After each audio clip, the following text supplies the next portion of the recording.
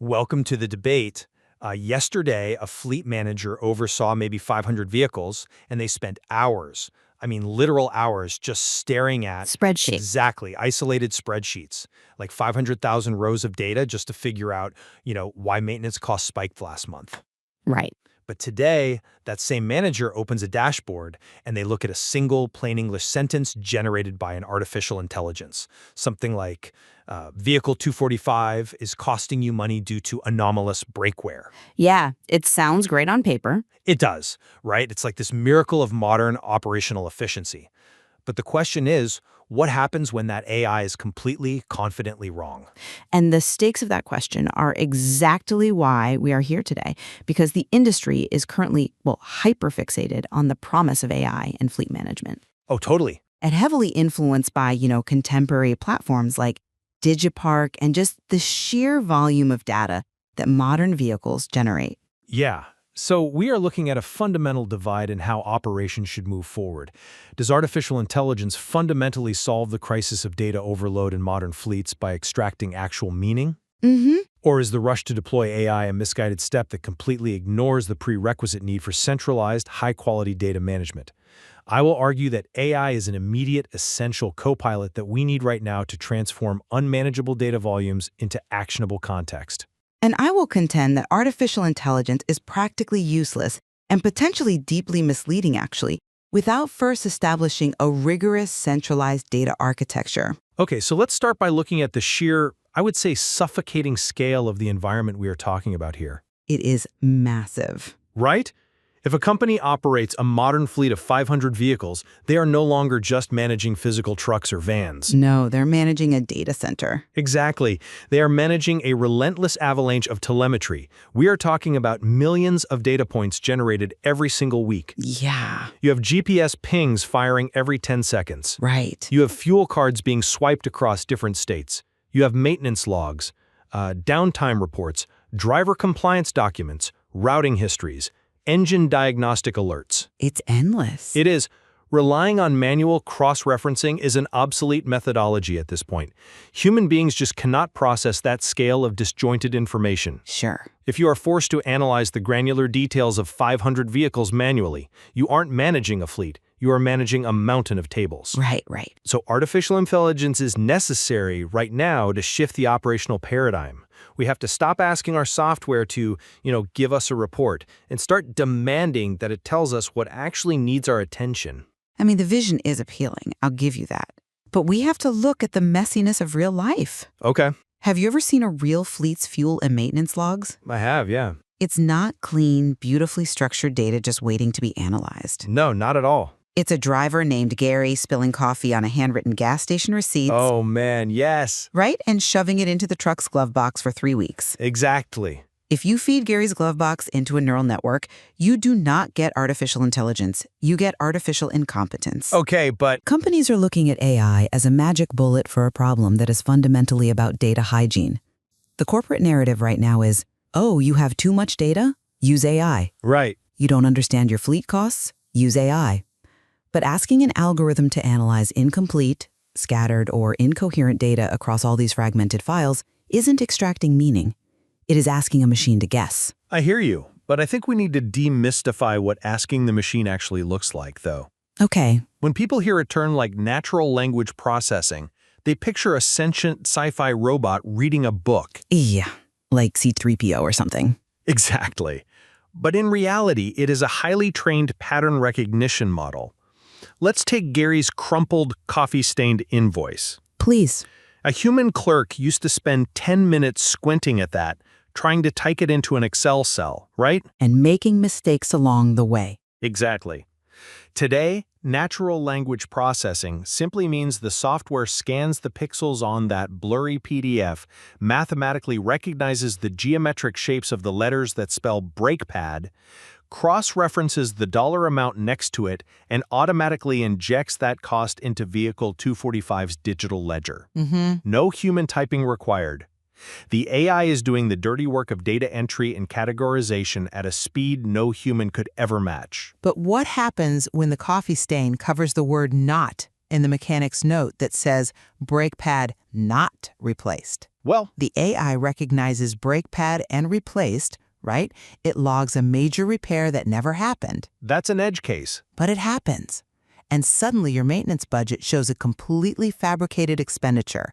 This brings us to the real danger here, which is data hallucinations. Right, hallucinations. When an AI lacks a centralized verified truth, it doesn't just throw his hands up and say, I don't know. No, it wants to please. Exactly. It hates a vacuum. It confidently lies. If it sees a gap in maintenance data for a specific month, its algorithm will often just average out the surrounding months to fill the blank. Sure, it smooths the data. But you aren't just getting missing information flagged. You are getting statistically generated fiction disguised as operational reality on a dashboard. I see your point. Foundational data structuring and centralization, what we really should call the AI before the AI, must take absolute precedence. I see why you think that, but let me give you a different perspective. Sure. To really understand why the transition to AI is non-negotiable despite those edge cases, we have to move from the mere existence of data to how it actually gets exploited by a fleet manager. Okay. Let's pose a question that sounds incredibly simple for a manager to ask, like, which vehicles cost the most this year? Sounds simple. Right. But in a traditional environment, answering that is a total nightmare. Oh, absolute nightmare. You open one spreadsheet for your fuel logs, a second file for maintenance. You dig into a paper file for insurance premiums. You pull up an assignments file to see who drove it, and then check the GPS data to see the actual usage. You are suddenly sitting on 500,000 rows of fragmented data. Yeah. It is physically impossible for a human being to synthesize those 500,000 rows into a single operational truth without an intelligent system doing the heavy lifting. I agree the volume is high. Right, so the sheer complexity demands an AI solution to pull the threads together. A structured database is just a massive dictionary, right? Sure. AI is the intelligence required to actually read and understand the sentence. I come at it from a different way, actually. Because handing a fleet manager 500,000 rows of data without proper centralization isn't a goldmine of potential insight. You think it's just noise? It is just loud, unmanageable noise. And throwing an AI chatbot on top of that noise doesn't magically create harmony. But it parses it. If a manager doesn't already have a clear, structural vision of their baseline costs through a centralized system, the AI has no ground truth to work from. Well, It will find patterns, certainly, because that is what mathematical models are designed to do. right. But it might tell you a vehicle is your highest cost simply because that specific vehicle's data was entered perfectly, Ah, okay. while the actual highest cost vehicle has missing invoices in the system. The insight is entirely compromised by the lack of foundational structure. Let's use an analogy here. A centralized database is like having all the ingredients perfectly prepped in a commercial kitchen, I like food analogies. right? You have your flour measured, your eggs cracked, your butter softened. That's your structured data. Okay. But AI is the head chef. It's the difference between staring at bowls of raw ingredients and actually baking the cake. Right, but Yes, the data must exist, I'm not denying that, but the mere existence of structured data is not enough. The role of AI is not to produce more data, but to search for meaning within it. It transforms raw ingredients into a finished meal. Sure, but without those prepped ingredients, your head chef can't cook anything. They are standing in an empty kitchen, pantomiming making a meal. That's a little extreme. But it's true. You are separating data from information and praising the AI for creating the information. Let's look at a specific example from the material. Let's do it. You receive a data point that says, vehicle V245 has an average fuel consumption of 11.8 liters. Okay. A traditional system just reports that number. Taken in isolation, it's a fact without a framework. Exactly. And this is where the chef starts cooking. Apply AI to that same 11.8 liters.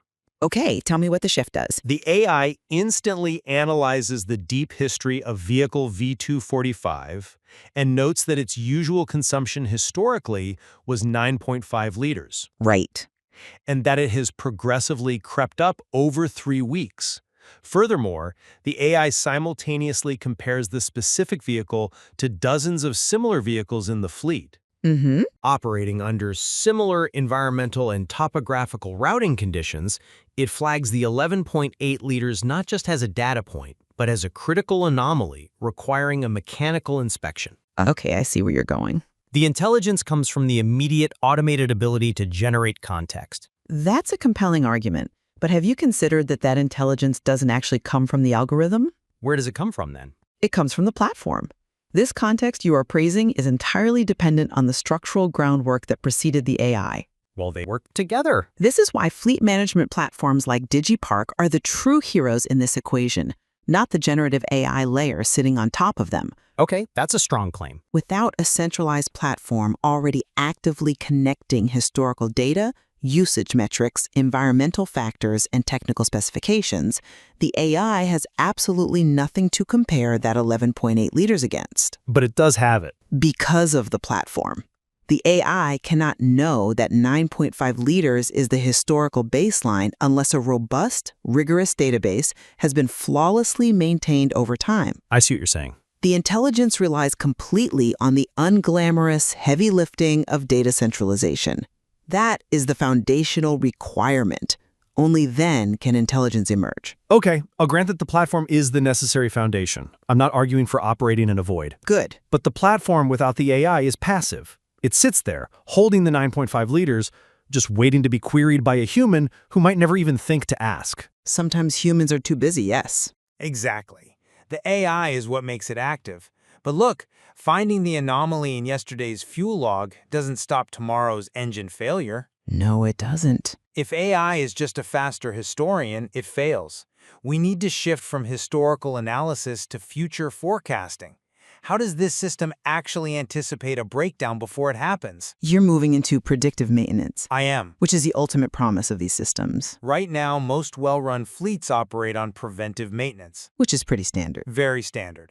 A vehicle hits 50,000 miles, you schedule an intervention, you change a part. Yep, It is vastly superior to waiting for a breakdown on the highway. obviously. But it is fundamentally rigid.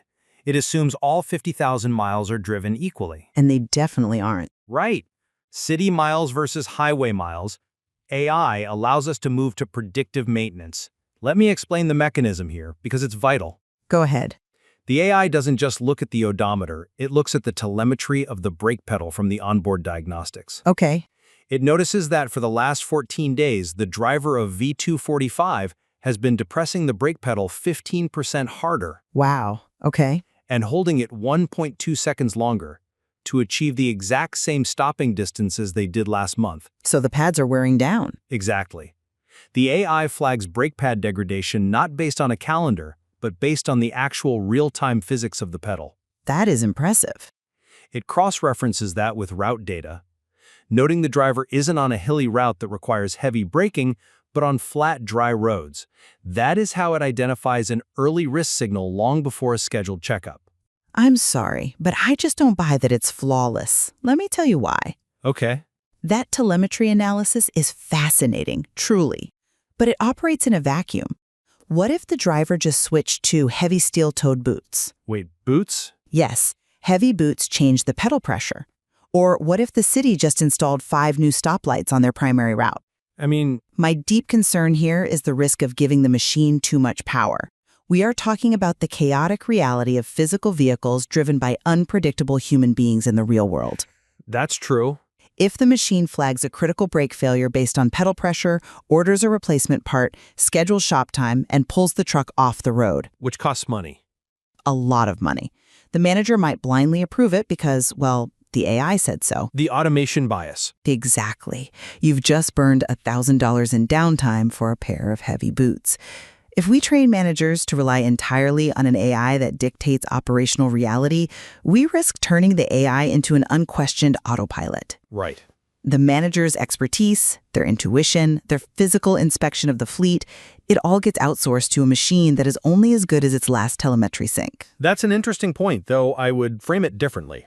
I will actually admit the limitation there. Oh, you will? Yeah, absolutely. If we treat the AI as an unquestioned autopilot, we are setting ourselves up for operational failure. The goal is absolutely not to replace the manager or bypass human expertise. It better not be. The AI is a copilot. It observes, it detects the pedal pressure, it synthesizes the route data, and it proposes an intervention. Proposes. Yes, proposes. But the ultimate decision remains human. Imagine the practical difference for the manager. If you're listening to this and you manage a fleet, you probably have 3 tabs of Excel open right now that haven't been reconciled since Tuesday. Oh, probably more than 3. Right. You're hearing predictive algorithms and thinking, I don't even have my fuel receipts digitized yet. Which is exactly the reality most operations are facing. But imagine the alternative. Instead of arriving at the office, opening those Excel tabs, and spending the first 3 hours of the day hunting for anomalies. Because that's what they do. Right. You receive a clear, synthesized morning briefing. The AI says, here are your priorities. Vehicle 12 is showing unusual fuel consumption. 2 vehicles are approaching critical compliance deadlines. 3 vehicles have generated maintenance costs significantly above their historical average. Okay. And vehicle V245 has abnormal brake telemetry on flat routes. So it gives a summary? Exactly. The manager then applies their human intuition. They ask the driver about the route. They check the boots. Check the boots, right? The AI simply buys the manager the most valuable resource they have, time. Time is money. Time to actually talk to their teams, negotiate with suppliers, and make strategic decisions. The value is operational speed and clarity. But we circle right back to the prerequisite. Do we? We do. If a company wants to sit down and ask its platform which vehicles are immobilized for more than 3 days, the answer is only accurate if the data regarding immobilization is flawlessly recorded, Right. centralized and integrated with the routing and maintenance schedules. And this is where so many companies make a critical error in their software procurement. They get distracted. Yes.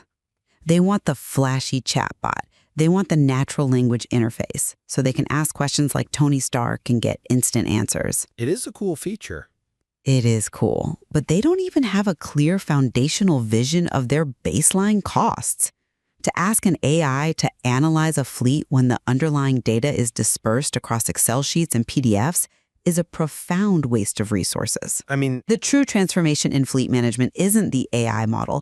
It's the painful, unglamorous work of implementing a platform that forces an organization to structure its information. the hard work. The intelligence of the dashboard is completely downstream from the integrity of the database. You know, we are actually converging on a fundamental reality here. I think so. The era of managing enterprise vehicle fleets via dozens of isolated Excel sheets is definitively over. Oh, absolutely over. The sheer volume of data makes it impossible.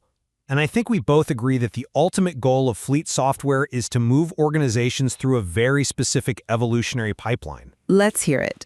Data, which is then structured into reports, Right. which allows for analysis, which generates insights, which ultimately drives a human decision. Yes. Data, reports, analysis, insights, decision. That pipeline is exactly the correct framework. My position remains that the first step, centralizing and structuring the data, is the primary and most critical hurdle. Okay. Without flawless execution at the data stage, the rest of the pipeline collapses into those hallucinations we discussed. The fabricated repairs. Exactly. Artificial intelligence is a powerful tool, no doubt, but it is ultimately entirely dependent on the structural prerequisites of data architecture. And while I acknowledge the absolute necessity of structured data, I maintain that artificial intelligence is the active catalyst required to make sense of modern fleet complexities. The catalyst. Yes, the data pipeline we just agreed on stalls at the analysis phase for most human managers because the sheer volume of telemetry is too great. Is a lot. AI is the only mechanism capable of bridging the gap between raw data and actionable insight at scale. It is the necessary head chef for the modern fleet manager. It is a fascinating tension. It really is. On one hand, you have the transformative potential of artificial intelligence to synthesize massive complexity. And on the other, you have the unforgiving, rigid demand for foundational data hygiene. It fundamentally changes how we interact with information. We are moving from staring at our data to learning how to ask it the right questions. That's a good way to put it. And it brings us right back to the cockpit of a modern airliner. The dials and the gauges are all there, and they must be perfectly wired and calibrated. The data foundation. Right. But without the intelligent system to highlight the blinking light in the storm, the pilot is flying blind in a sea of numbers.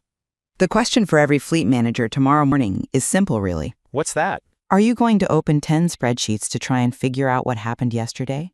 Or are you ready to do the hard work of building a system that can accurately tell you what needs your attention today? A question that will definitely define the next era of operational management. Thank you for joining us for another rigorous exchange. My pleasure. We will leave it to you, the listener, to decide which step in this technological pipeline is the most critical for your own strategies. Until next time.